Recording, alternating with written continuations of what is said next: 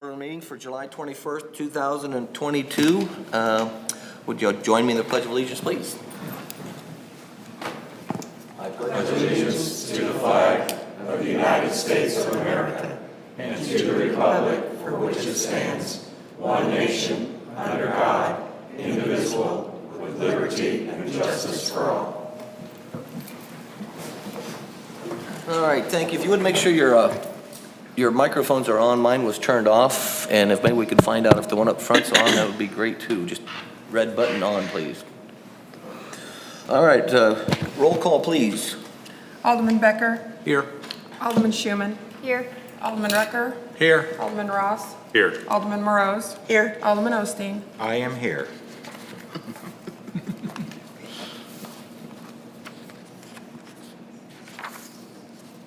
Oh, I'm sorry. Oh. Mayor Harmonson. I'm here too. Thank Hi, you. I see you.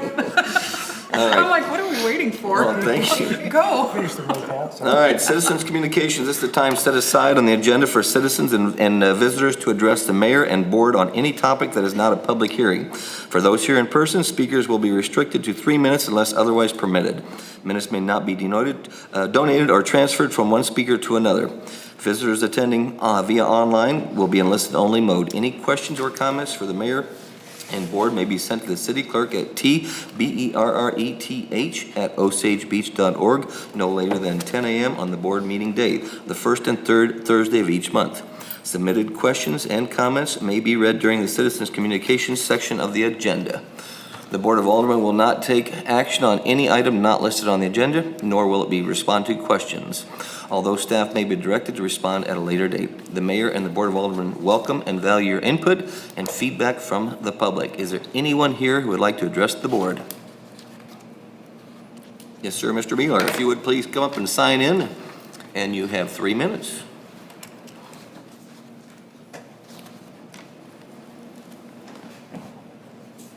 Thank you, Mr. Mayor. I'm Mark Beeler with Pinnacle Real Estate Partners. I represent the buyer and the seller of the outlet mall. I was here a couple of weeks ago and I spoke to you, and I appreciate the opportunity to speak one more time in an attempt to try and breathe life into a dying project. For the record, I did send to all of the aldermen, including the mayor, a summary of the project budget and what the benefits are to the city, as well as some related information as to questions that were previously raised by the board. So, Mr. Mayor, if you will, allow me, the total investment in the project is about $186 million. 11% of the $186 million comes from redirect taxes. 89% is funded by private fees and private investment.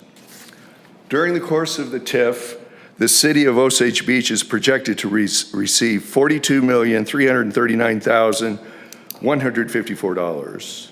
Camden County is expected to receive $33,782,785. The library, $245,000. Osage Beach Fire Protection District, $1.9, and the Camden County School District, $7.6 million.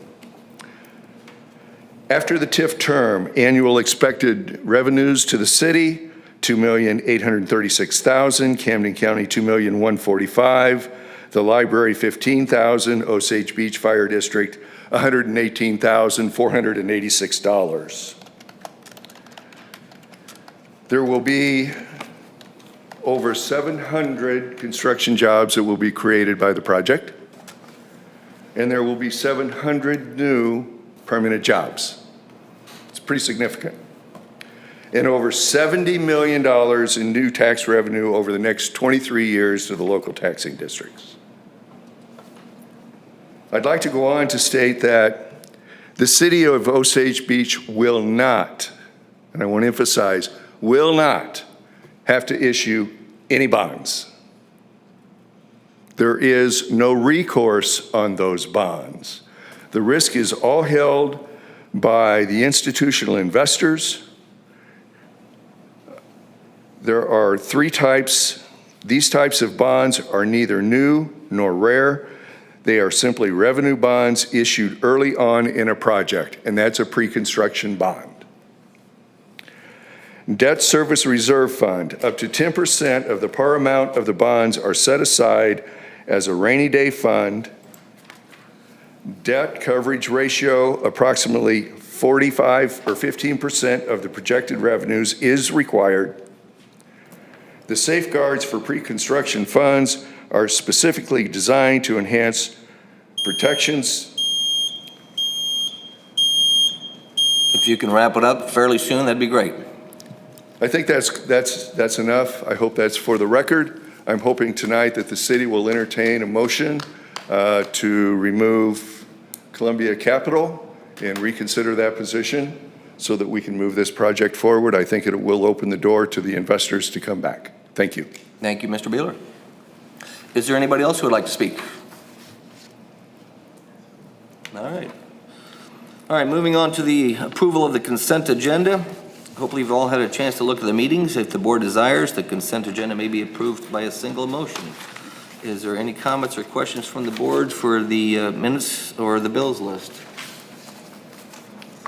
Seeing none, do I have approval to a motion to approve the consent agenda? So moved. Alderman Becker, do I have a second? Second. Alderman Morose, all those in favor? Aye. All right, consent agenda is approved. All right, unfinished business. We have three things tonight. The first one is Bill 22-43. This is the second reading. It's an ordinance of the City of Osage Beach, Missouri, establishing a procedure to disclose potential conflicts of interest and substantial interest for certain municipal officials. City Attorney Ed Rucker, please. Yes, Mayor, members of the board. I've received no additional comments concerning this. This is the actually every other year housekeeping ordinance we reenact and readopt pursuant to the Missouri ethics laws. All right. Any comments or questions from the board? All right, seeing none, do we have a roll call or motion to approve the second? Motion approved. Alderman Ross, do we have a second? I'll second. Alderman Oldstein, roll call, please. Alderman Rucker. Yes. Alderman Ross. Yes. Alderman Schuman. Yes. Alderman Morose. Yes. Alderman Becker. Yes. Alderman Osteen. Yes. All right, bills passed, second reading passed, excuse me. All right, next item of business, Bill 22-44, an ordinance of the City of Osage Beach, Missouri, to enter into an intergovernmental cooperative agreement for the investment of public funds through the Missouri Securities Investment Program. This is the second reading. City Treasurer Carrie Bell, please. Yes, Mayor and Board of Aldermen. I do want to follow up on one question that was asked last time by Alderman Rucker about how these CDs would be secure, since obviously we're going over the 250,000 FDIC. I did get clarification on that. Rather than securities being put in the name of the city, it would be actually kind of like a CDARS program where no more than 250, it will be within any banking institution at one time. So it's the same, basically what we're currently doing now is the way it will be protected under FDIC. So the maximum would be that we can put in a CD is only 250,000? No, we can put way over So that. that- It's just any individual banking institution where they put it back out Okay. will be capped at that. Okay, so it could be more than that, but don't, I got you. Okay, thank you. Thank you for that clarity. Very good. I have no other comments to add unless somebody has questions for me. Did the board have comments or questions? All right, seeing none, do I have a motion to approve second reading? So moved. Alderman Morose, do I have a second? Second. Alderman Schuman. All right, roll call, please. Alderman Ross. Yes. Alderman Osteen. Yes. Alderman Schuman. Yes. Alderman Rucker. Yes. Alderman Morose. Yes. Alderman Becker. Yes. All right, second reading passes. Next bill is 22-52, and it's ordinance of the City of Osage Beach, Missouri, creating a new Chapter 150 in the municipal code, establishing a process for the city consideration of redevelopment plans and tax abatements pursuant to the Urban Redevelopment Corporation's Law, Chapter 353 of the Revised Statutes of Missouri. This is the second reading. City Attorney Ed Rucker. Mayor, I've had no comments and no questions and nothing further to add. It's available for second reading. It is a new ordinance. It is necessary that the city adopt this ordinance so that we can proceed with the Preserve at Sycamore Creek project, which is a 353 request. This ordinance would govern any other request made under Chapter 353 that would come the city's way. Very good. Comments or questions from the board? I have one. Alderman Ross. So, and I'm not sure that's the right place. If I need to take it offline, that's fine. But I'm trying to understand what we are actually approving how would I say this? A property tax abatement, okay, without a process like the TIF commission. Is that how 353 works? If we had a single project. That's a 50,000 square foot view, 50,000 altitude view, Okay. yes. The state statute that creates Chapter 353, Urban Redevelopment Corporations, one of the things we have to do is have a process. This Okay. establishes that process. Okay. The state statute that establishes tax increment financing requires a TIF commission and requires such a public hearing. This statute does not require a commission, a Okay. commission-like step. It does require a public hearing. There will be a public hearing on this. Okay, thank you. That's all I had. All right. Anyone else? Comments, questions? Seeing none, do I have a motion to approve the second reading? Motion to approve. Alderman Rucker. Do I have a second? Second. Alderman Ross. Roll call, please. Alderman Schuman? Yes. Alderman Osage? Yes. Alderman Rucker? Yes. Alderman Morose? Yes. Alderman Becker? Yes. Alderman Ross? All right. Second reading passes. Next, we have a presentation. City Treasurer Carrie Bell. This is the city's fiscal year 2021 annual comprehensive financial report. Please. Yes, Mayor and Board of Aldermen. This is the 2021 Annual Financial Report, and Michael Keenan with Hood and Associates CPAs, formerly Cochran Head Vic last year, is here to present for us this evening. Welcome. Well, thank you. Good evening, everyone. It's nice and cool in here, thankfully. It's a little warm outside. Again, my name is Michael Keenan. I'm Senior Manager with Hood and Associates, here to present the results of the financial and compliance audit for the year ended December 31, 2021. I believe you've been provided the larger document, the annual comprehensive financial report, as well as the required communications. And this year there was a single audit of federal awards.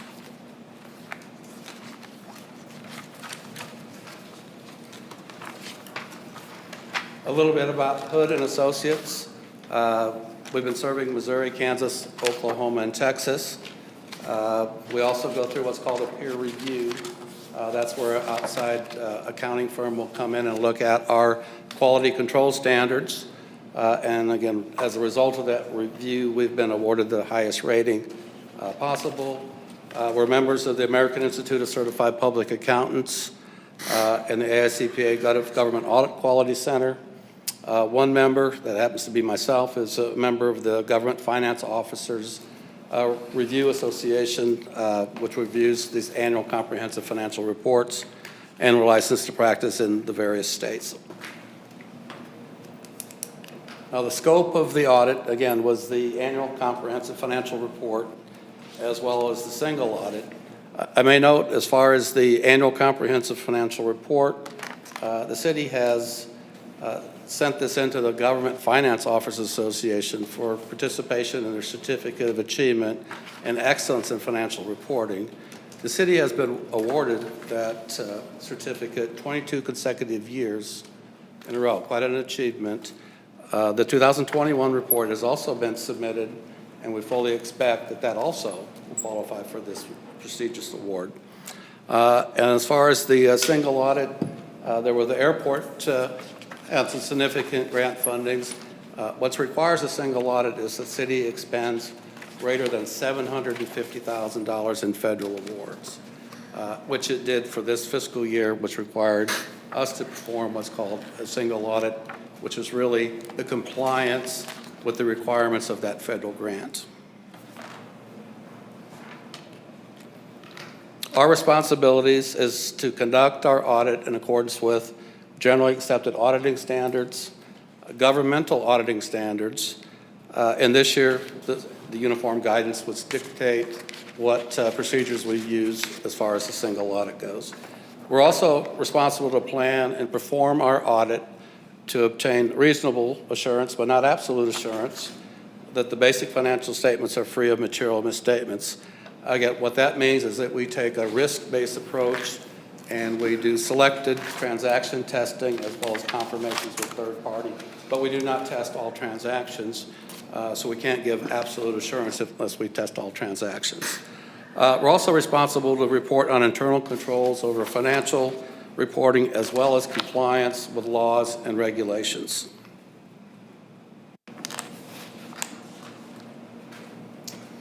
The Auditing Standards Board of the American Institute of Certified Public Accountants recommend that we communicate these matters to the governing board. Illegal acts, none came to our attention as a result of us performing our audit procedures. Changes in significant accounting policies. There were no changes to significant accounting policies during this fiscal year. Pleased to report we had no difficulties or disagreements with management, and we were provided and had full cooperation and access to all the books and records and any transactions or anything that we wanted to test or review. So a financial and compliant audit really addresses these next three questions. The first question, are the financial statements free of material misstatement? And we have issued what's called an unmodified opinion that indeed the financial statements are presented fairly in all material respects, commonly referred to as a clean opinion. That's the highest level of opinion that we can offer when we do our audit procedures on external financial statements, so that's very good. The second question, are internal controls over financial reporting adequately designed and operating effectively? And our response is we did not identify any deficiencies in internal controls that we considered to be a material weakness. Had we identified any issues related to that, we're required to report those matters to the governing board. And the third question, does the city comply in all material aspects of finance-related laws and regulations? Our response is no noncompliance was noted with the finance-related laws and regulations that govern the city's operations.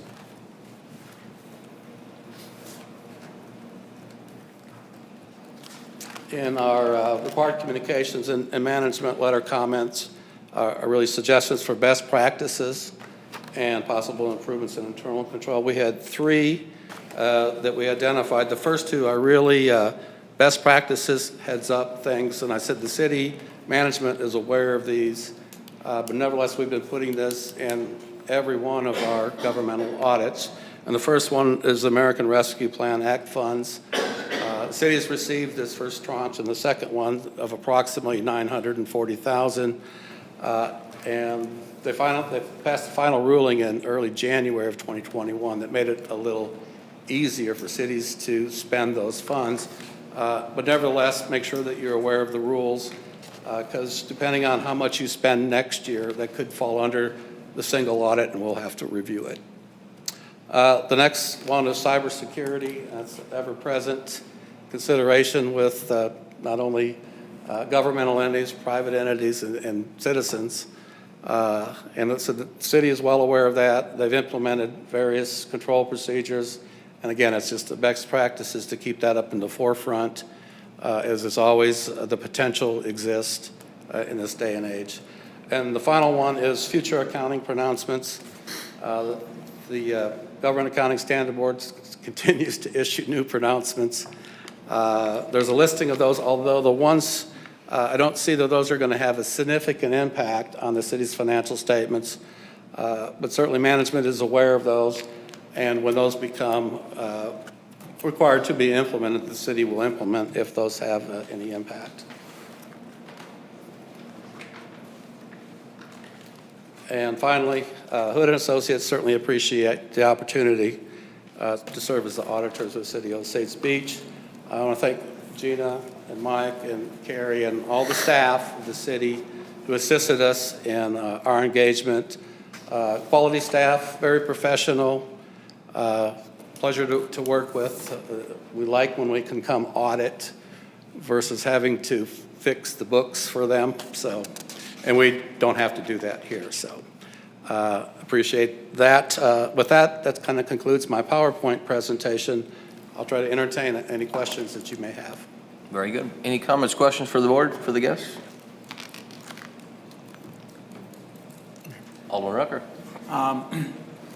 Why was your firm late in getting a report to us this year? I think we're about the same time as we were last year. We, again, have been going through staffing issues like many other professions and businesses, and so we have lost some staff, but I believe we met the deadline of the June 30th when the annual report is due.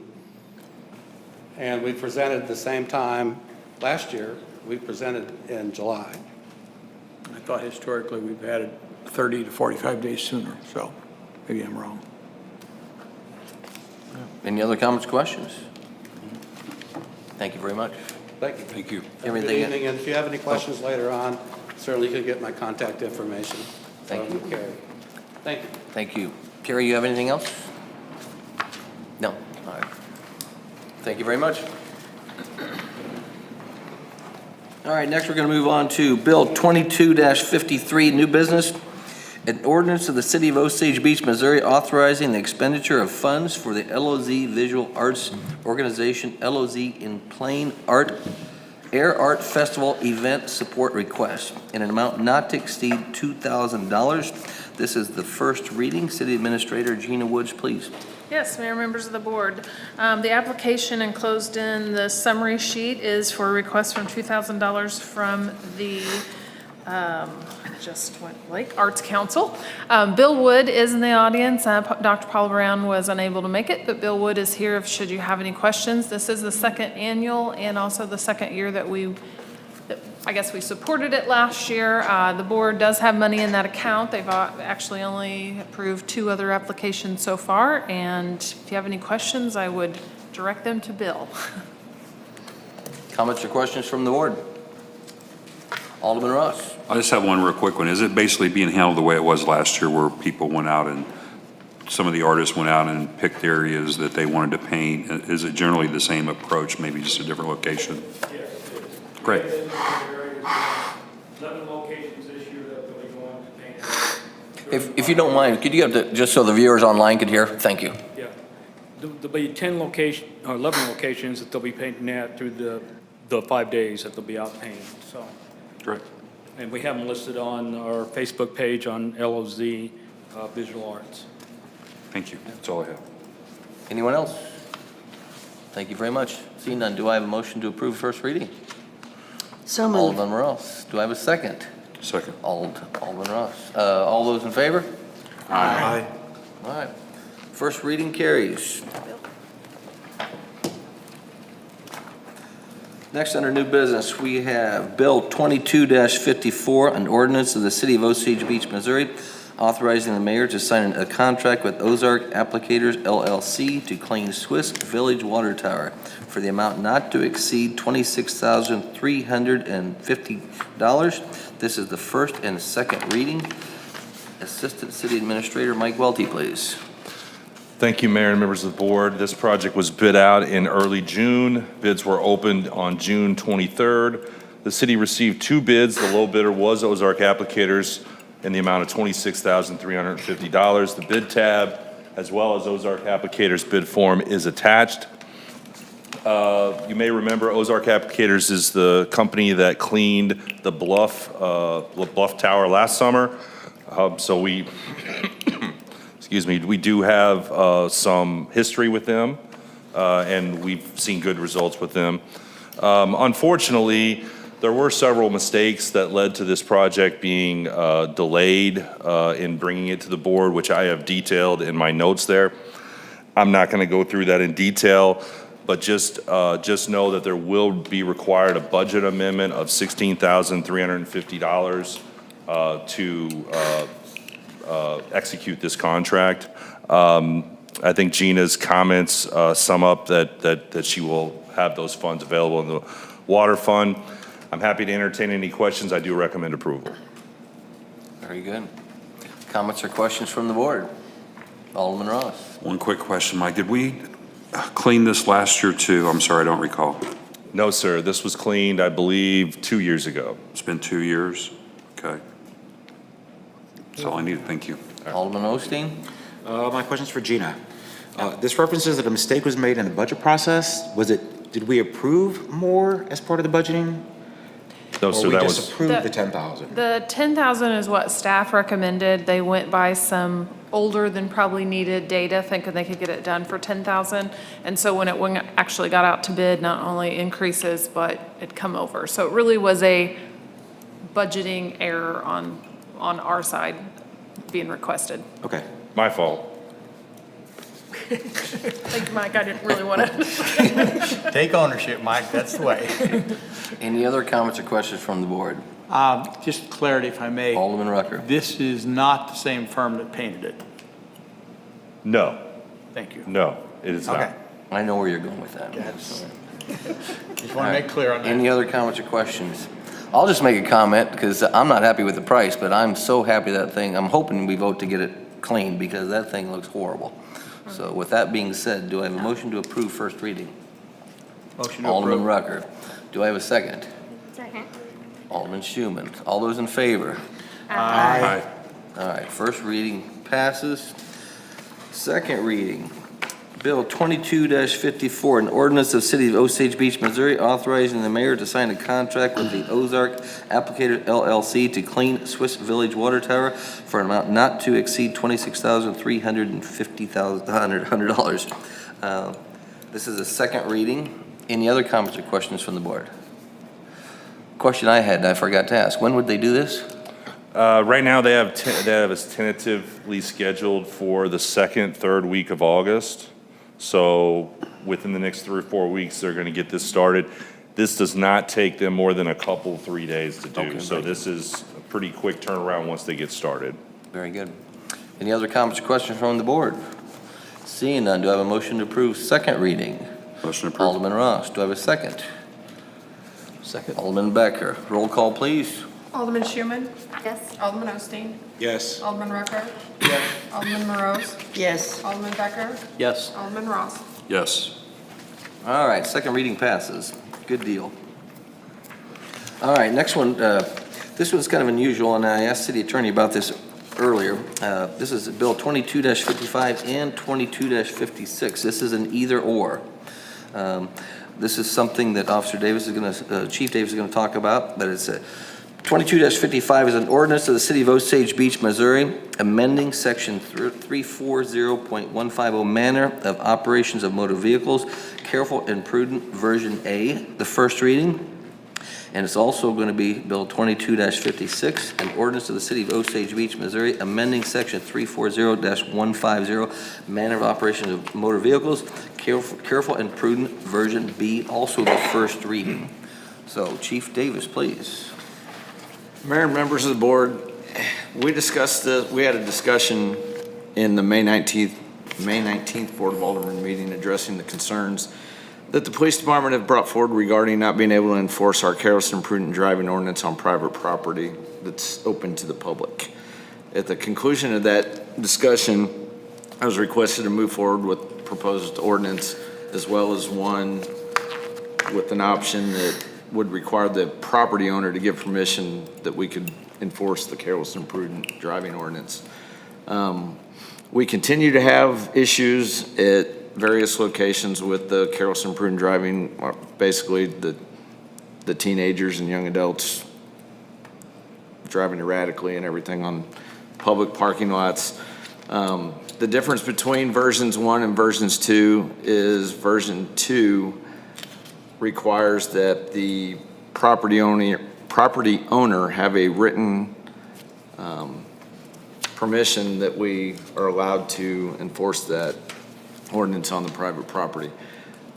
At this point, the police department does recommend version 1 that allows us to enforce it when we observe it without any written permission. I believe the city attorney can add some further reasons why we want to go with that. the requirement that there be something in writing from a property owner complicates our proof in court.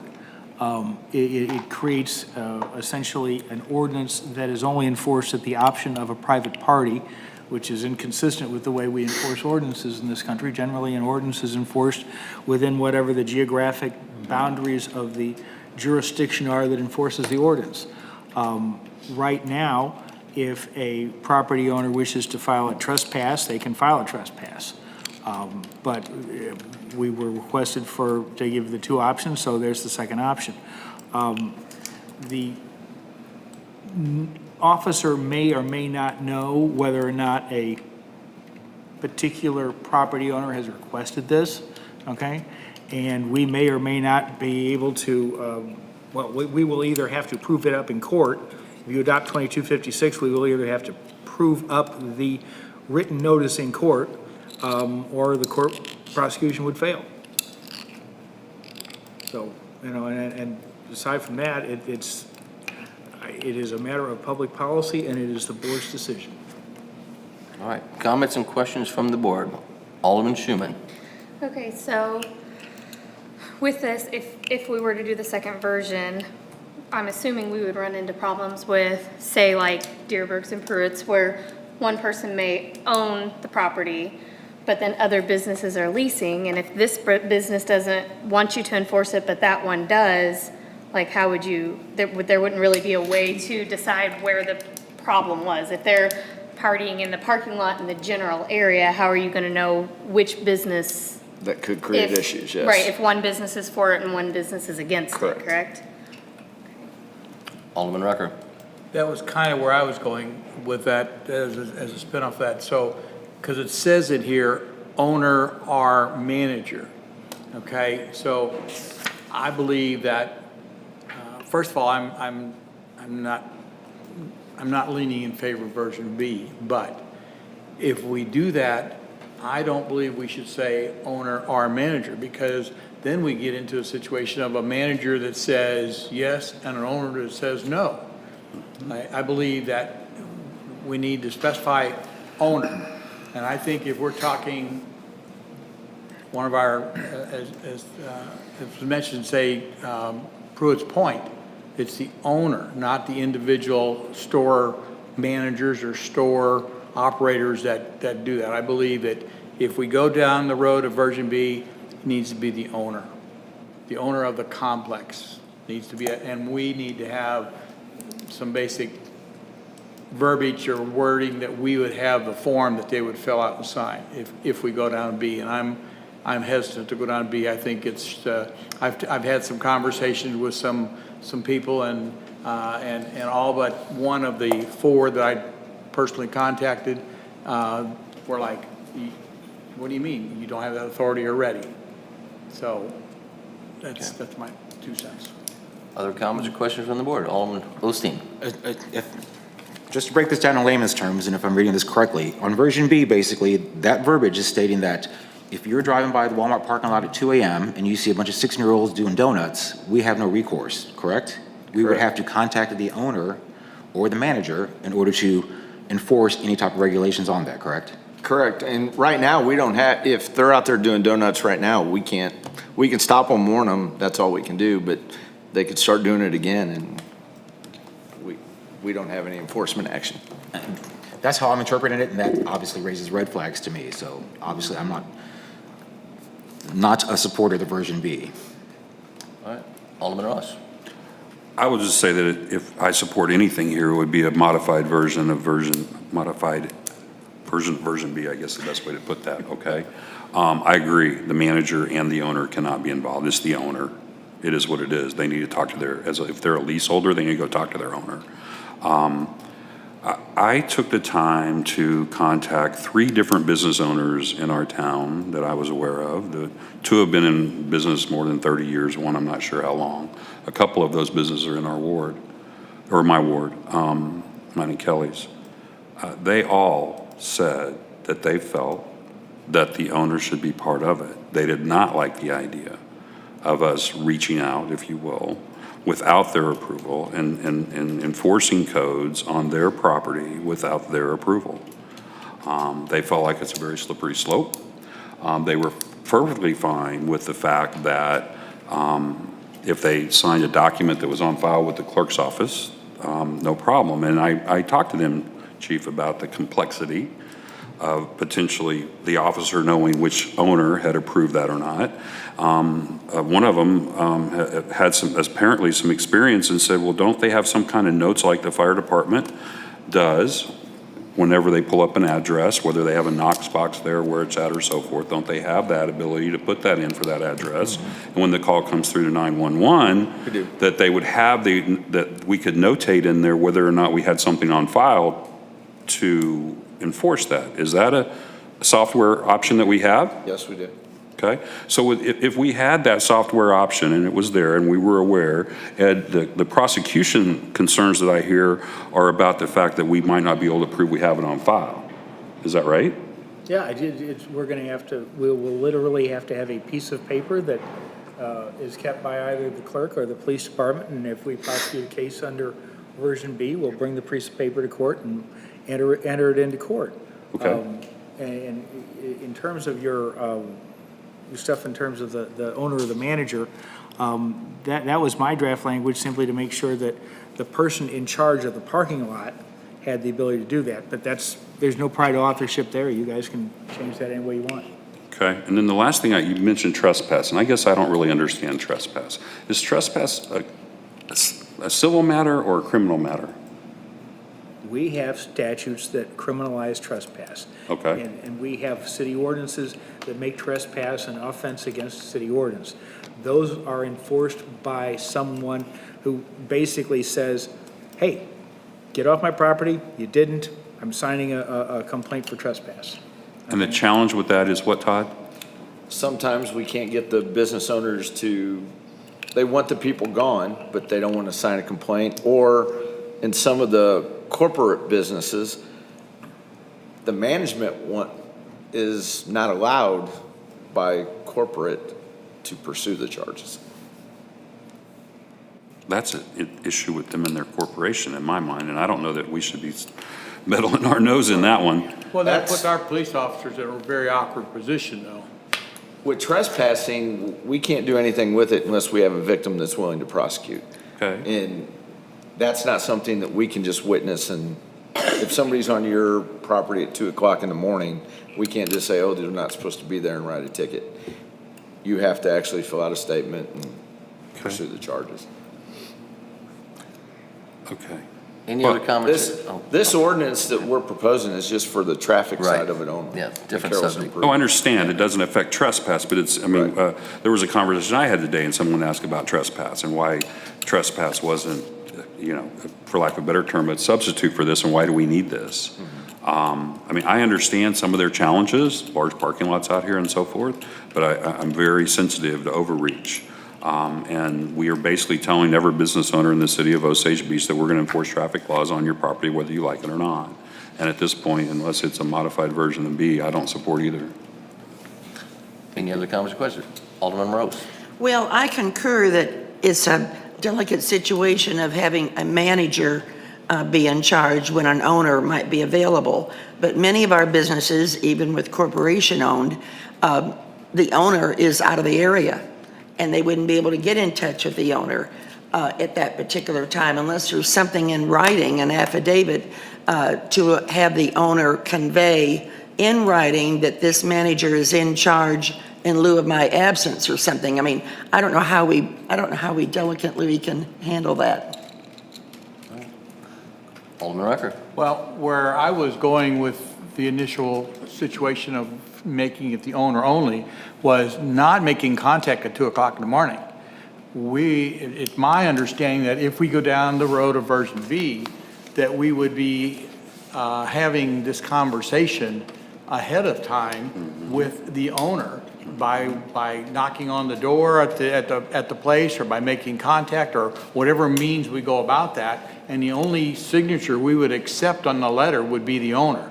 There's not going to be a problem do we contact the owner or the manager? At that point, if we don't have a letter, we're not A able to do letter or nothing. email, whatever that's in writing. Letter, no email. It's got to be a letter written by them giving our police the Okay. authority to do this for at least a 12-month, 24-month, 36 months until terminated or something. I mean, this is going to be a process Okay. to go through. And if we're going to go down that road, we're going to make it as simple as possible and as painless as possible, and even to the point of tying it to their business license or something. I'm not sure how the mechanics of would work if we do that, but you know, it's going to be something, not at 2 o'clock in the morning, the police officer's out there trying Yeah, to no. get a signature. No.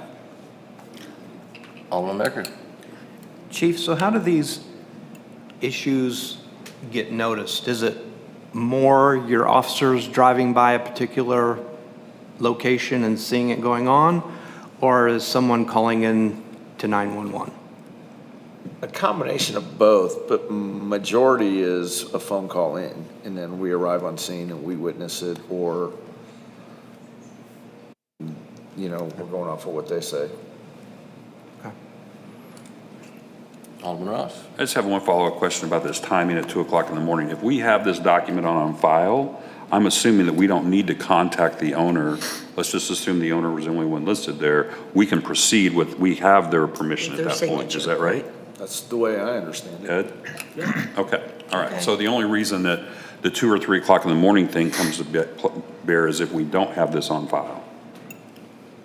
At 2 o'clock or 3 o'clock in the morning, I don't think we would be trying to contact an owner. It'd Right, be exactly. just So, send them on their way or try to I mean, get them to leave. I don't know that Unless we- there was damage that we had to. Right.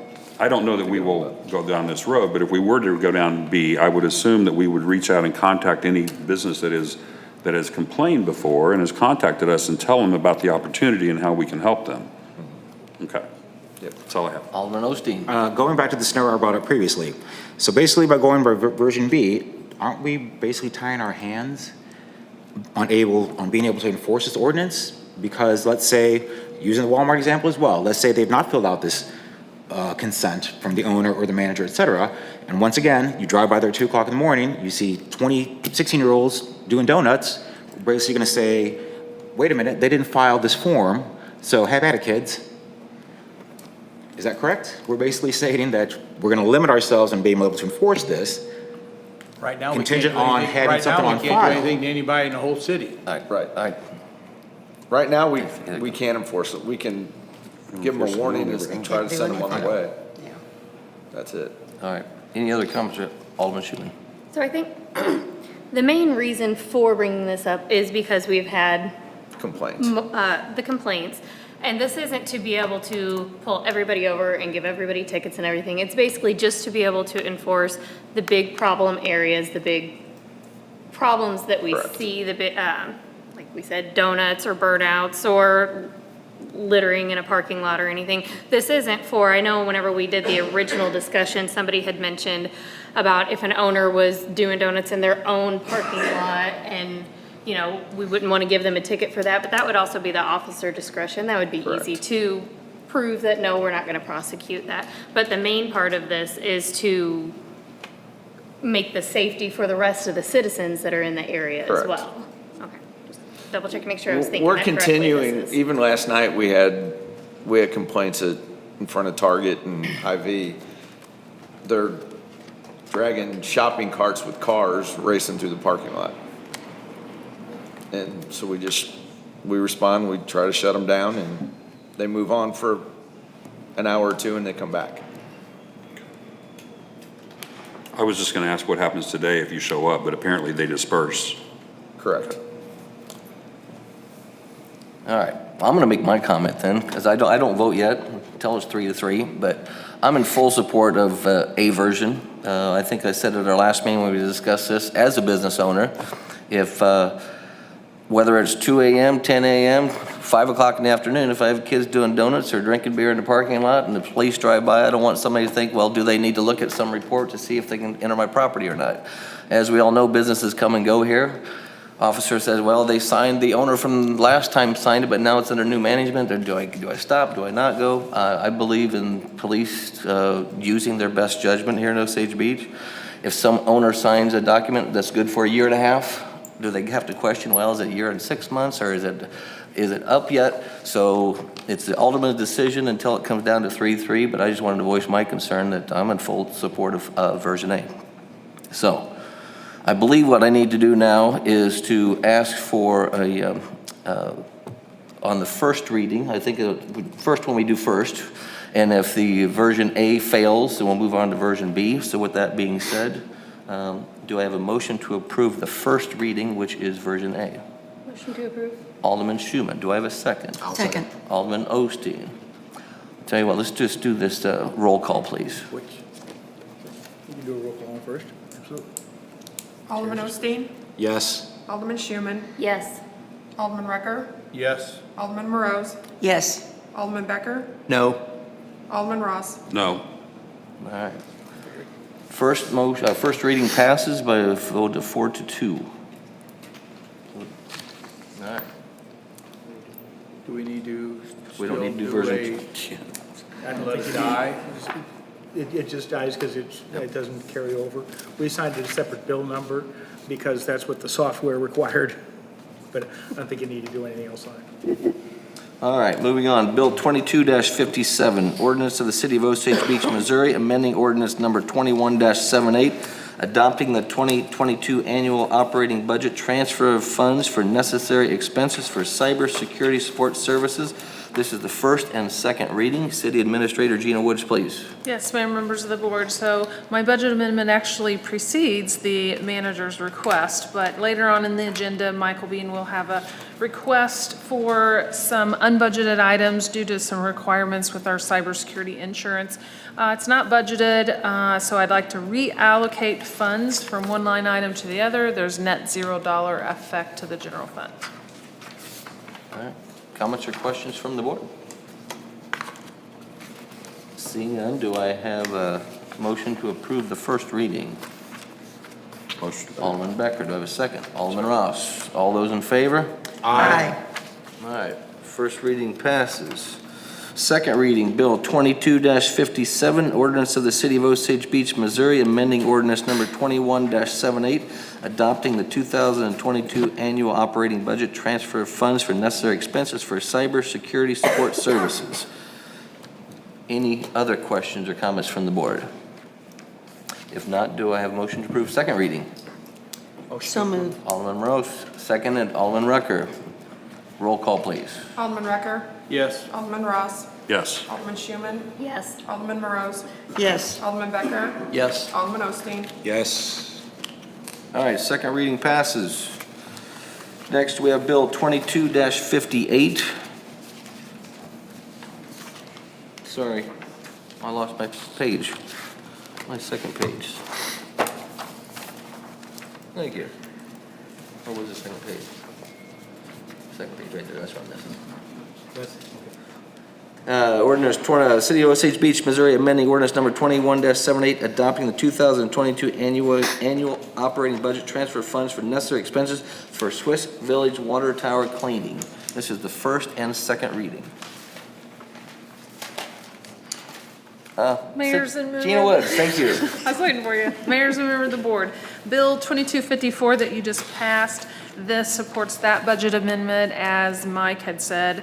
This particular item is within our repair and replacement schedule, so the water reserves it does cover the difference, so I'm requesting the budget amendment. All right, any comments or questions from the board? All right, trying to steal that back. Seeing none, do I have a motion to approve the first reading? Alderman Osteen, Alderman Ross, second. All those in favor? Aye. All right. First reading passes. Second reading, Bill 22-58, an ordinance of the City of Osage Beach, Missouri, amending ordinance number 21-78, adopting the 2022 annual operating budget, transfer of funds for necessary expenses for Swiss Village Water Tower cleaning. This is a second reading. Any further questions or comments? If not, do I have a motion to approve second reading? Motion to approve. Alderman Schuman, do I have a second? Second. Alderman Becker, roll call, please. Alderman Schuman? Yes. Alderman Rucker? Yes. Alderman Osteen? Yes. Alderman Morose? Yes. Alderman Becker? Yes. Alderman Ross? Yes.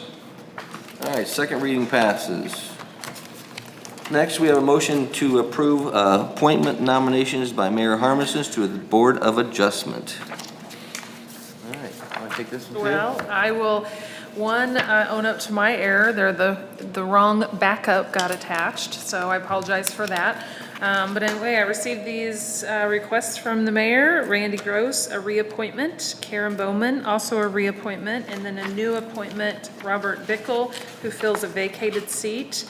I know that the ordinance does say 5 years for members. I know I was talking to Alderman Rucker about the expiration. I did put July 31st, 2027, because they actually are appointed in July, but I believe that'll be an ed question that may be up to the board, but Okay, well, can and add to that. yeah, and plus Alderman Rucker's been working, I know, on trying to clean some of this stuff up, and quite frankly, when I was first installed as mayor, that was one of the appointments that I should have done.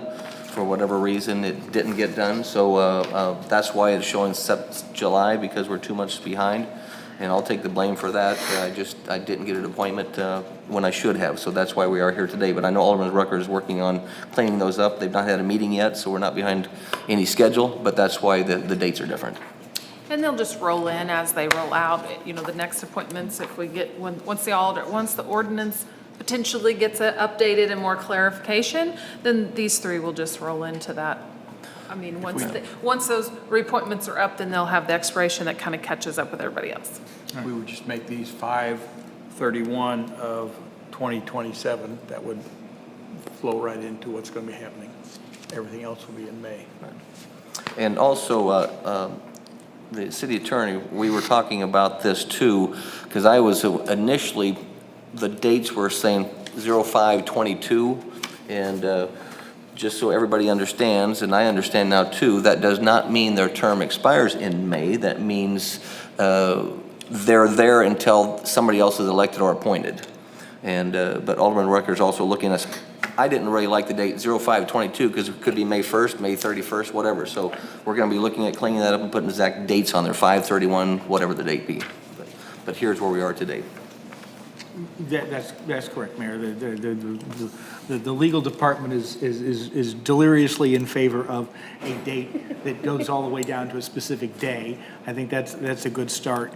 The Missouri Constitution has a specific section addressing terms of office where a person continues in that term of office and subject to the right of resignation until their successor is duly appointed and qualified. So, for instance, that would not allow the governor couldn't shut down the parole system by never appointing anybody to the parole board, kind of thing. Everybody who's on the parole board would continue until the new appointments are made. Certainly, once the term expires, okay, the entity doesn't cease to function because those terms are expired, those people continue. However, then the appointing authority, the mayor in our case, has the authority to fill those terms with other people if he so chooses to do so, or should hopefully reappoint people if the mayor, he or she wants to reappoint those people. So it doesn't stop the process, but it certainly cleans it up, and the idea of having a date certain is a wonderful one. All right, very good. Any other comments or questions from the board? Alderman Osteen. I just have one question. Is it approved for us to have just 5 on this board, plus an alternate, or what is the maximum number of people that can be appointed to this board? The board has 5. You can have up to 3 alternates, but we currently have 1 alternate. Okay. Yeah. Just wanted to clarify. Yeah. Thank you. Anyone else? All right, seeing none, do I have a motion to approve the nominations? Motion approved. Alderman Ross, do I have a second? Second. Alderman Osteen, all those in favor? Aye. All right, motion carries. All right, next we have a motion to authorize the mayor to sign a plat for the re-subdivision of lots 6, 7, and 8 of Mimosa Grove subdivision. Assistant City Attorney Mike Welty, please. Wow. Thank you, Mayor and members of the board. What? City attorney. What did I say? I'm sorry. You just promoted him to the attorney. That's scary. Everybody said, wow. Not qualified for that Assistant job. City Administrator. My apologies. I would draw the board's attention to page 228, where you can see the map for the property I'm referring to here. When the city rehabbed Zebra Road several years back, this land became the city's property. But I don't understand why, but the plat was never recorded. So Mr. Patterson and myself began researching this at the mayor's request a few weeks ago. Carrie put all this documentation together for me. The previous documentation had the previous mayor's name on it and signature block. So this is simply us just bringing it back to you with the correct elected officials' information on it so that we can turn around and then record this. My intention is to then turn around, assuming that you approve this today, and sell this through a surplus sale that I'll be bringing to the board in late August. It's really just a formality. I think Ed called it a Scribner's error, but it's really just the mayor signing this plat so we can get it recorded, so we can turn around and sell it. I recommend approval. All right, any comments or questions from the board? All right. Seeing none, do I have a motion to authorize the signing of the plat? Alderman Rucker, do I have a second? Second. Alderman Morose, all those in favor? Aye. All right, motion carries. Next, we have a motion to approve the purchase of a precast 12x8 box culvert from McCann Concrete Products to replace the culvert at the back of the city parks and additional materials needed to complete the project for an amount not to exceed $140,089. Assistant City Administrator, Mike Welty, please. Thank you, Mayor, members of the board. Bids for this project were sent out in June. Bids were opened on June 30th. The city received one bid from McCann Concrete Products. Their bid documents are attached, and I have checked their references and found no problems. This project was originally set up to be bid out to a private contractor, but over the winter, Rob, our transportation foreman, approached myself and Kevin and Dave Van Leer and essentially let us know that they could do this project in-house. And so we sat down with Rob, kind of went through all the details with it, made sure that he was comfortable with everything, made sure that he was comfortable with the installation and the materials needed and everything. And we feel pretty confident that Rob and his staff can handle this project. So we are recommending just the purchase of the materials, and then the transportation department will be the ones to install the culvert. Unfortunately, during one of the last heavy rains that we had this spring, the culvert that was in place at this location kind of finally broke loose, kind of became unsafe, and we had no choice but to go ahead and remove it. So, as it stands right now, the gravel lake road that leads back to our waterfront area is closed to vehicle traffic because there's no culvert there.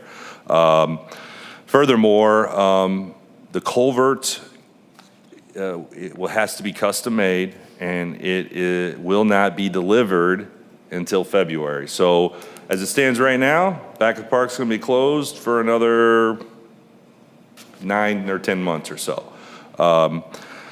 So that is that. That said, if approved, we will purchase the IDOT culvert section from McCann Concrete, the bituminous joint seals, which are listed at the bottom, and they will replace the mastic joint seals. Additionally, we would need to purchase the list of materials that we have here. These materials were bid informally. The low bid for most of these materials, some of these materials we have on,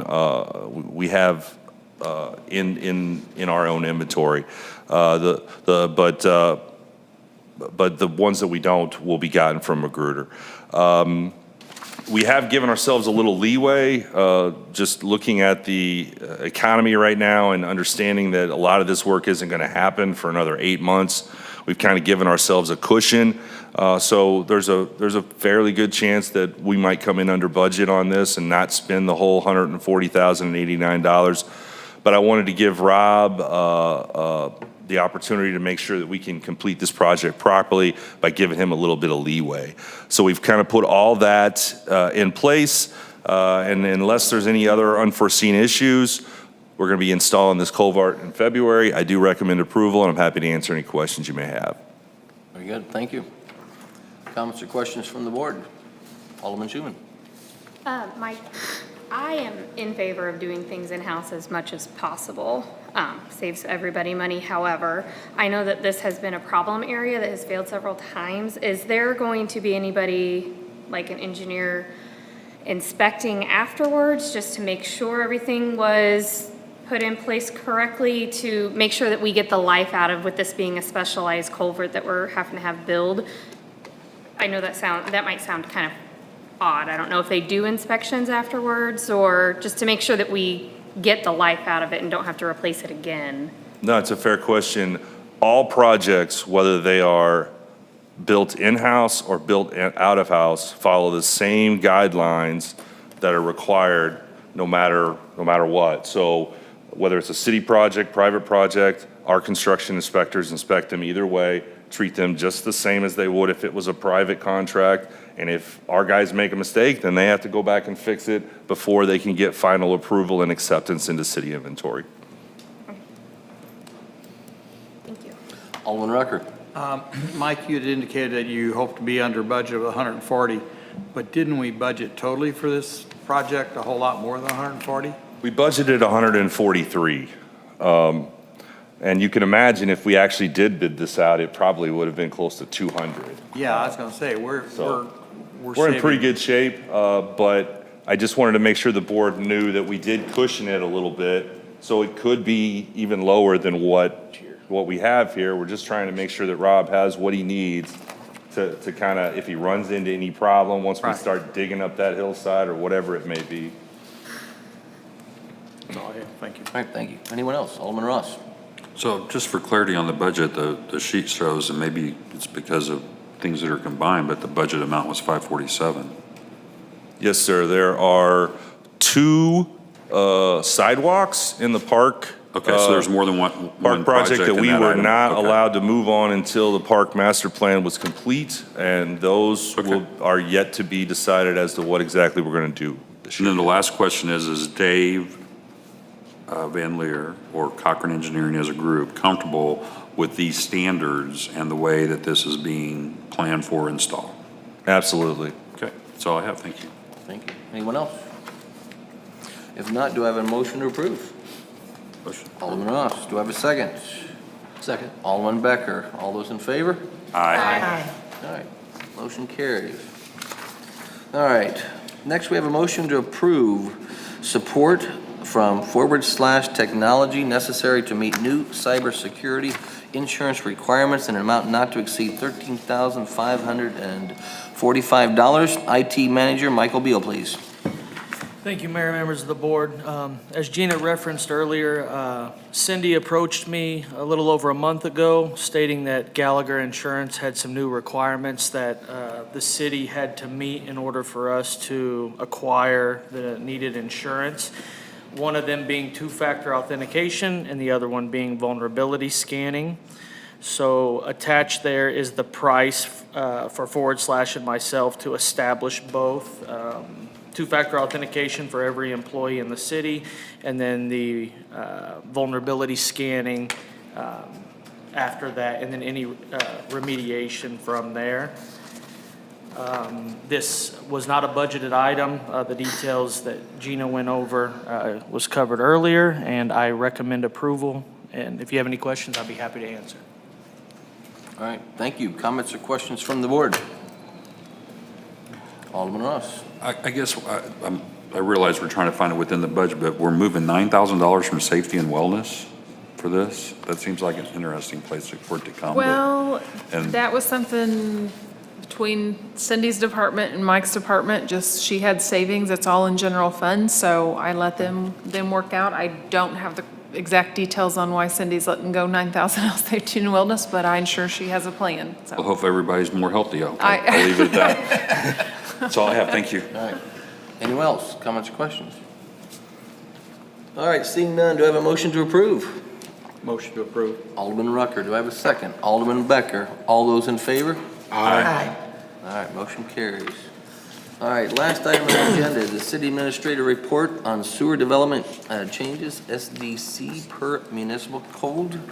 And we have City Administrator Gina Woods, please. Yes, Mayor, members of the board. Second meeting in July per ordinance. I'm supposed to report to you the status of SDCs. And I didn't go into a lot of detail, and I will keep it short, but I know we have new members on the board. But basically, the revenue history, I kind of go back to 2017. As I stated in my write-up, we do not have any SDC projects, nor do we have any coming up, because from the original project list, we've completed our last SDC upgrade project in 2016. So real quickly, let me explain kind of what happened in 2002 or up to 2002. This ordinance was created in 2002 with few years planning. Back then, we wanted to be proactive in our growth at the city of Osage Beach. We wanted to make sure our sewer system was going to support the growth and expansion. We knew we knew it was going to happen over 10, 20, 30 years. So an engineer study was done. We, as a city, wanted to update our facilities for the most part before we had a lot of growth. So an SDC charge was created based on growth estimates, based on areas, and how far you're away from the sewer plant, because we've got to get your sewage to the sewer plant. So based on that schedule, the idea was as these new units, growth, and users were added, then they through the permit process, basically pay back what we as a city invested in millions through bond and through other indebtedness. So we have concluded the master plan projects, but as you can imagine, there are some areas that grew faster than the others. So as long as we are still paying back ourselves from those initial bond and projects, this will be still active. Now, I will plan on doing further reconciliation just to ensure we're abiding by the ordinance, because if you've ever looked at this section, it's very long, and there are requirements to us if we have refunds. So it is a huge tracking that we've done for 20 years now, and I'm sure back in the day when we were spending money and having the growth, it was important to update, but not a lot of updates other than the balance for SDC is down to $15,225 is what final for December 31st. Basically, all the monies we get in through the permit process now are still paying back interest and some of that debting. There are some areas that probably won't fully get grown out and for 20 more years. So they'll always collect until they're paid back. So that's kind of how the SDCs work. Any questions? Very good. Comments or questions? Very good. Thank you, Gina. Welcome. All right, that's it for our agenda items. Let's go into staff communications. Let's go right back to you, Gina, City Administrator. Well, I do not have too much update other than don't forget our budget workshops. I know that sounds crazy, but October will be here. If I haven't sent out, I think I've sent out invites. Staff's starting to work on that. It'll get kind of busy here with once the July financial statement. So that's really our big cloud that covers staff for the next several months. I know they're all thrilled about that. Other than that, I don't have any other update. Thank you. Assistant City Administrator Mike Welty. Thank you, Mayor. I am happy to report that last week we did the final inspection on Autumn Lane, and I'm going to be preparing a letter tomorrow for Gina for substantial completion of that project. They've got a small punch list that they need to finish. They have 30 days to do that, but all in all, the project went fairly well and fairly quickly. Stockman has now moved on to industrial. If you haven't been over there, it's a mess, but it's going to be a mess for a few months. I can assure you I've been in close contact with a lot of businesses over there, and we're keeping them up to date and keeping them in the loop on things. Elsewhere, we are having some minor problems getting some of the materials needed for the sidewalk project. It's kind of pushed it back a little ways, but that project will be starting in August along with the Greenwood Circle drainage project. So all in all, all good news. Everything's moving forward. And one last thing, I am on vacation next week. So if you do have anything you want to share with me, just know that I will probably not respond until the following week. Thank you. That's all. All right, thank you. All right, City Treasurer Carrie Bell. I know Mike mentioned this at our last meeting, but I wanted to reiterate again that the cloud software project with Encode has been fully implemented. And I want to make sure that April White was the lead project manager on that. And because of her working with the test environment and basically making everybody do a payroll, a utility billing, all of these processes ahead of time, we had very few hiccups on the back end.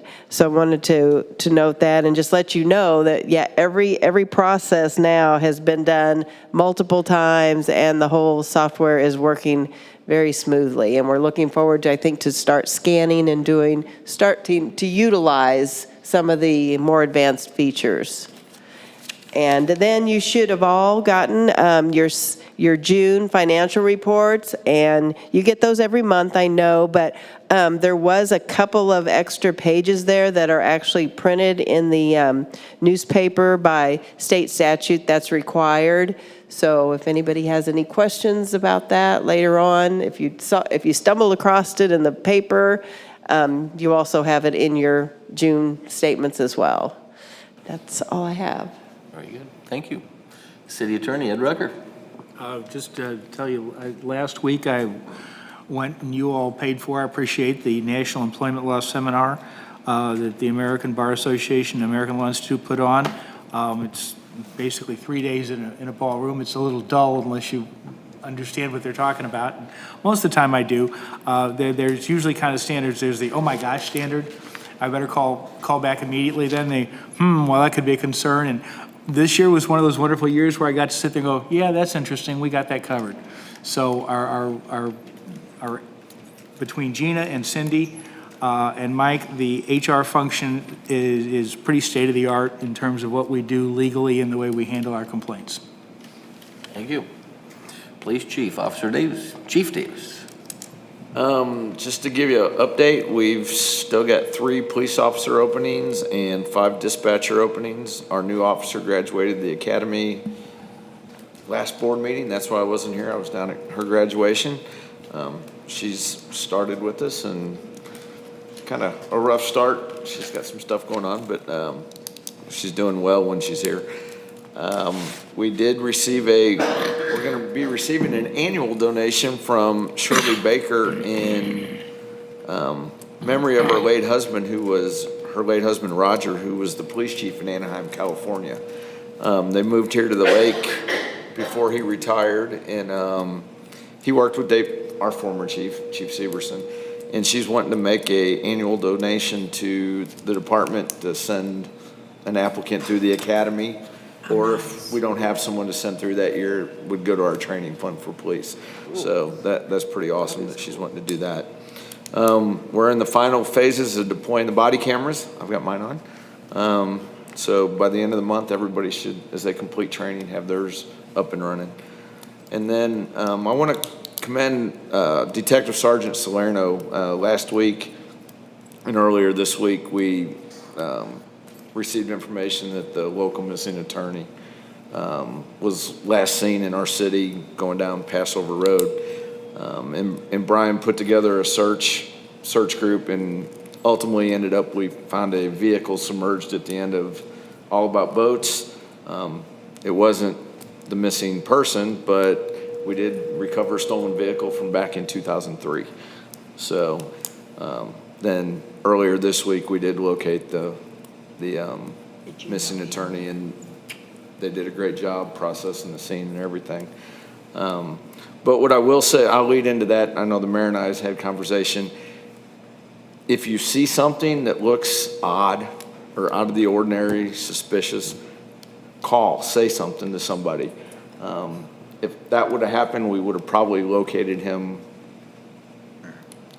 last week sometime instead of this week. So, but if it looks weird, doesn't look right, say something and we'll check it out. So, that's all I have. Thank you. Building Official Ron White. I have nothing to update this week. All right. City Planner Kerry Patterson. I also have nothing to report. Thank you, Mayor. All right. Cindy and Kevin are not here. IT Specialist Michael Bean. Just real quick, over the last couple weeks, Matt Favaz out of / and myself installed the 2 hypervisors and switch that you guys approved. Not going to get too technical, but in the grand scheme of things, we're reducing our overall server load from 60, 65 when I first started here 4 years ago, and we'll be around the 10 to 12 range, which means less time of me coming and asking for replacements and boxes and licensing and all that. So we're drastically reducing our footprint, which I've preached to you guys over the last 2 years. So again, I just want to say thanks for you guys being supportive with all the changes that come in IT, with security being of the utmost importance. So thank you again. All right, thank you. All right, Airport Manager, Ty Dinsdale. Yeah, I got a couple of updates. The apron project, the leasing fine's wrapping up right now. They don't have a final walkthrough date yet, and they may not do that until after they do the sod. They're supposed to come back in late August, 1st September for the grass and sod work on that. But they're wrapping up right now and moving equipment out, and so we have our full parking area back. And also, we have the new fuel truck was delivered, and we're in the process of getting training on it and getting it up and running for service. So we should have it going by the 1st of August. All right, thank you very much. All right, Parks Manager, Eric Gregory. Yeah, it's a little hot outside right now in the parks. We finally wrapped up Little League season, which allowed our team to transition over to some landscaping projects that we wanted to do, cosmetic touch-ups. Our team, I have to commend them, working very hard in this heat to keep the fields looking good, trying to keep the grass green. We've had a little problems with the irrigation, but we have an excellent team. They're working very hard. Baseball tournaments every weekend in July, so we've added some more cooling stations and have purchased additional large fans to put in the concession area, trying to help the kids stay cool. Just busy time. Transitioning, prepping for our upcoming special events. We have the Fishing Derby coming up in August, which is always very popular. Citywide yard sale in September, and then of course the Fall Festival coming up in October. We're already reaching out to vendors, predicting it to be bigger than it was last year. We are recruiting for the pie eating contest. I believe the mayor is already committed to that, so let me know if you want to participate. We'd love to have you there. And that's all I have. All right, thank you very much. Economic Development Specialist, Mitchell Moon. Good evening, Mayor and Aldermen. This week, the Office of Economic Development has been getting acquainted with local organizations down here at the lake, the CVB, and especially the Lake Regional Economic Development Council. They had their meeting today. Basically, I've been reviewing and receiving data regarding the local area and the region, and just reviewing those statistics down here at the lake and getting better acquainted with the region. If anyone would have an event that they'd like me to attend, please reach out. I definitely want to connect and be with business owners and local stakeholders here in the community as much as possible. And speaking of local events, tomorrow there's a ribbon cutting ceremony. So if you all want to come out and welcome Osage Beach's newest hospitality establishment, EC's Bar and Grill, please go out tomorrow evening and support them and thank them for their business here at Osage Beach. One last thing, be on the watch for an upcoming marketing campaign coming out of our office, supporting local businesses here in the Osage Beach area. And as always, I encourage everyone to spend your dollars locally and keep your money invested in the lake area, their business owners and employees. All right, thank you very much.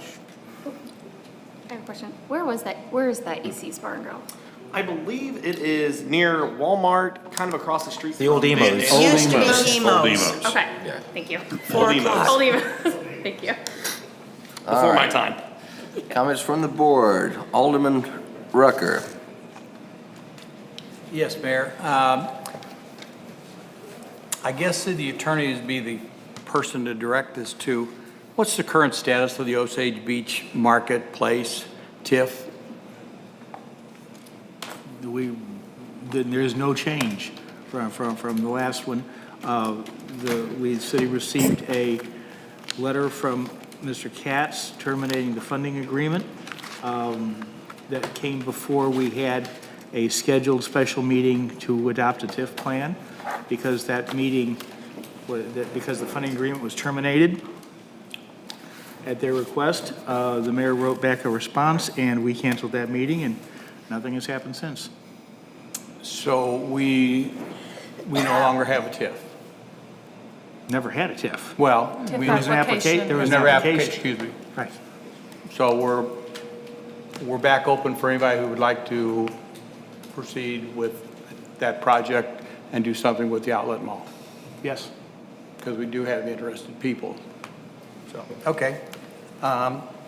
That's all I have. All right. Alderman Schubin. I'd just like to thank everybody who worked on the banners. I noticed that they have officially gone up, and it was kind of funny. I was driving down the road the other day and saw the banners and thought, wonder how long those have been up.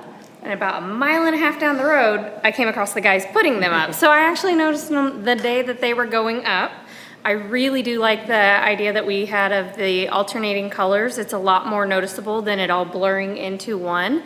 And so just thank you everybody for getting them up, and they look really good. Thank you. Alderman Becker. I was just going to comment on the banners as well. They look nice. All right. Alderman Osteen. I'm going to pat myself on the back for that fish we had for the banner. Bob, my noticed, wife sir. did make a special comment about the fish, and I just kind of said, okay. If you notice, Alderman Alstein, I asked them to put the one with the fish right in front of City Hall for you, sir. Okay. Yeah. I would like to send my heartfelt gratitude and condolences to all city employees that work outdoors. It is brutal out there, and when I'm driving around town, seeing public works out there, knowing the police department's out in the field, seriously, what you do, especially in times like this, when it's, I'm gonna say you're impeded by the weather, but it doesn't help, we truly are grateful for their role within the city. That's all. Thank you.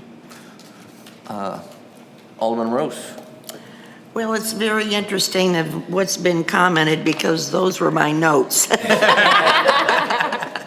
And number one was the new banners and how nice they look. And number two was kudos to all the city employees that are out there sweating themselves. And I trust that they have bottled water at their disposal at every second.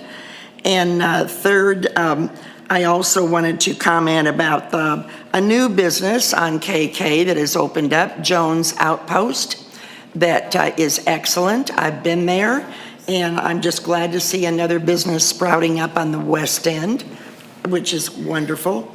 Obviously, we know about the election coming up when there's tons of candidates, and I hope everybody's doing their due diligence because it's our freedom and it's necessary that we do voice our opinion on election day. I'm also would just like to put out, and not knowing where it's going to go, the last meeting I requested that we regroup regarding the financial advising committee for the outlet mall. And with that being said, I would just like to put out a motion that we do more research and possibly choose another financial group. I'm sure that motion's in order, is it? I believe a motion has to be on the agenda. It would have to be on the but I'm agenda. refer that It has to be on the agenda. Correct. I believe so. I'm not. Then I would like to recommend that we put that on the agenda. Yeah, and you for can the next do time. that. Okay, Yes, you can do Phyllis, that. I'll Thank get you. with you with more Yes. details. okay, Yes, thank you. you betcha. Thank you. Alderman Ross. Thank you, Mr. Mayor. First of all, I want to start out with some recognition. First of all, Carrie Bell and her team. They're the CAFR again. I don't know how many years, 20-some years. Great work. The financial standards and policies of this city are very high, and you're a huge part of that, as well as your team. Secondly, I want to recognize Rob over the Transportation Department and his team, Michael. Please make sure this gets back there, for stepping up on this culvert that has been out there for, I don't know, 5 to 7 years or something like that, and getting it done at a price that we were fairly surprised we could even get it done for with the way things have gone in the last couple of years. And last but not least, I want to applaud Kevin for his continued work on ordinances. Your tenacity on this is awesome. Without blemishing that, I want to ask a basic question. Whose responsibility is it to keep ordinances up to date in this city? It is a combination. We don't have one person that just manages the Bibles, what I call it, our Bible book. Every department should be intimately knowledgeable of their ordinances that affect their day-to-day jobs. And just like ones I work with, and why Ed and I are working on some TIF, when we see design and reality get separated, it's on the staff side to say, hey, this is really practice, this doesn't meet ordinances, and we try to keep those up. But then it also, these are your ordinances as well. So I know Kevin is probably on the extreme example of knowing them, but he has hot spots that he's passionate about. So we as staff also appreciate, these are also your ordinances. So when you know something that's not right or hey, then it starts out that way. That's not really where it starts, but there is an expectation for staff to know the ordinances and rules, the box they play in, and when you get outside that, if you guys don't find it, how else are you gonna know unless we tell you? So it's kind of a different way. So if I could summarize that, it would be the department heads that ultimately, I guess you're responsible for everything here, but the department's head would be the first line of responsibility, and we support that as a board? Is that a good way to say that? Well, I think you should rely on staff to know that the ordinances dictate our day-to-day. They Sure. dictate, and so to a certain degree, you have to rely on us to say, is what's dictating your day-to-day off? Is it fine? Not really opinions, but what's working or not. But then there's also times where you guys are passionate about something that say, you know what, I want to change the course of this. So it can also start from you guys as well. I understand. Thank you. One question about Encode. This upgrades that we now have in place, this is I don't know, is it the final step before the first step of submitting digital plans for projects in the city? Or are there more steps involved before we can, other than setting up for it possibly? Sure. But are we now set up and ready to go, or not ready to go, but what is left before contractors can submit plans digitally? Sure. Let me kind of summarize it real quick. So we have 3 phases to our Encode upgrades this year. Phase 1 is complete. Phase 1 was the biggest phase. Phase 1 was moving our entire operation into the cloud. This phase gives us the capability to do some further upgrades in some of our remote locations because they now have the capability to use tools that they could not use before. Phase 2 is what we call the Tyler Content Manager, and that phase I've already started. That phase, while I'm on vacation, behind the scenes, they're going to be installing that piece. That piece allows us to store actual pictures of invoices within the program or pictures of whatever document we want within the program, okay? Phase 3 is the one that I think you're alluding to, Alderman Ross, and that is the installation, the upgrades to the building and licensing modules. Those upgrades, if you remember that sheet that summary sheet that I emailed you some months ago, that's what those will do, is kind of go through those building upgrades, provide Ron with the ability to then store plans through the program and give him a lot more additional features that can be utilized by both staff and citizens. So we are, I would say, about halfway through the entire project. The Tyler Content Manager piece is very easy. I truly believe it will be completed by the end of August, and then we're going to be moving on to the final piece in September. So at this point, as you guys best see, when a contractor start expecting to be able to? I'm not trying to nail you down to a day, but give me something. Sure. What does it look like? So, I mean, tentatively, sometime in October, November would be when we would be ready to do that. Now, the one caveat I'll put on that is I don't know where Ron is with the purchase of the budgeted iTable that he has on that. It's not an iTable, but the tool. The monitor. Right. So, but yeah, okay. Do we see any concerns with having those monitors available by the 1st of November? Okay, that's all I have. Thank you.